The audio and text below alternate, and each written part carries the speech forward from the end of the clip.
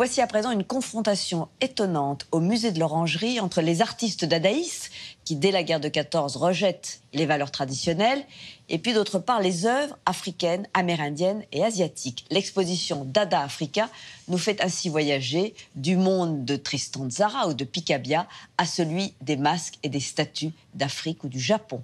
Sabrine Kasbaoui nous y emmène. Zurich, 1916, le mouvement artistique le plus rugissant du XXe siècle vient de naître, Dada. Sur la scène du cabaret Voltaire, en réaction à la grande boucherie de la Première Guerre mondiale, les artistes vont faire voler en éclats toutes les règles de l'art moderne avant de faire tache d'huile à Berlin, Paris et même New York. Pour bousculer les vieilles valeurs bourgeoises européennes, ils décident de puiser à de nouvelles sources extra-occidentales. C'est ce que nous raconte la très belle exposition qui vient de s'ouvrir au musée de l'Orangerie à Paris.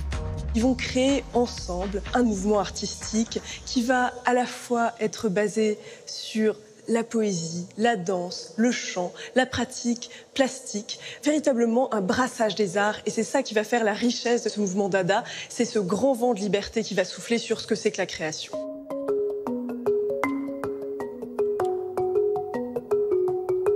Explication de ce grand métissage Dada en 3 exemples. Et on commence en 1916 avec l'artiste et collectionneur roumain Tristan Tzara. Tristan Tzara, lui, aura une démarche de recherche en bibliothèque pour chercher des revues d'ethnographie, pour retrouver des sources de récits à la fois africains, mais aussi océaniens, et retranscrire, par exemple, de la poésie maori. Aki te take, take no tu. Et hau toya. Deuxième exemple avec la berlinoise Anna Hösch, l'une des pionnières de la technique du photomontage au milieu des années 20. Anna Hösch, elle va s'intéresser également à l'aspect peut-être plus féministe des choses, en découpant aussi dans des magazines de mode féminin, en découpant des parties du corps de la femme qu'on peut trouver dans ces magazines, par exemple des jambes portant du jupe et talons, voilà des parties un peu stéréotypées, qu'elle va adjoindre avec de nombreuses choses complètement hétéroclites. Et donc par exemple sur ses jambes avec ses talons, elle va rajouter un buste égyptien, une tête à moustache et encore un masque africain par-dessus. Une figure hybride chargée d'un message politique fort. Elle démontre les stéréotypes, quels qu'ils soient racistes, qu'ils soient machistes, qu'ils soient le poids des traditions de la société. Elle démontre finalement ce que doit être un être dans cette société et finalement on peut tout être. C'est ça la leçon des Dada.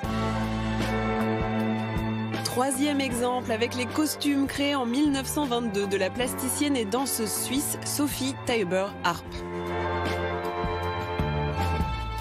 Elle était passionnée par ce qu'on appelle les arts appliqués et qu'elle considérait comme des arts sans hiérarchie avec le système des beaux-arts traditionnels. Le mouvement Dada a beaucoup participé à décloisonner toute cette hiérarchie des beaux-arts. Sophie Taeuber-Harp est allée chercher du côté des traditions amérindiennes. On retrouve dans son travail une fascination pour une tribu bien particulière qui est celle des Hopis, qui a des objets rituels qui s'appellent les poupées Kachina, dont on a quelques exemples ici en vitrine. Ce sont des objets rituels assez petits, très colorés, et donc absolument fascinée par les motifs qu'elle peut voir sur ces poupées, eh bien, elle va réaliser des dessins et des costumes liés à ces poupées Kachina.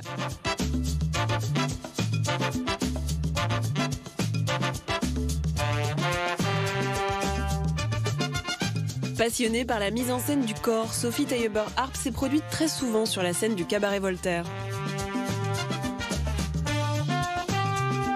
Dada ose tout, Dada renverse tout. Je pense que c'est à la fois pour rechercher d'autres sources que les hiérarchies traditionnelles occidentales, pour se libérer, pour être révolté, mais aussi pour retrouver ce que c'est que l'homme.